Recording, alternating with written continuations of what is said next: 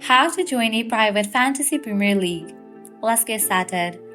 First up, launch your Fantasy Premier League account. You can use the web version or also you can launch the app. For this video, I'm going to use the web version. Launch your preferred browser and then head towards the website of Fantasy Premier League. Once you're in the website, log into your account. You will land to this kind of interface. Now here you're going to find different options. Navigate to the option of Leagues and Cups. Now on this page, you're going to find the option of Create and Join New Leagues and Cups. You have to click on that option.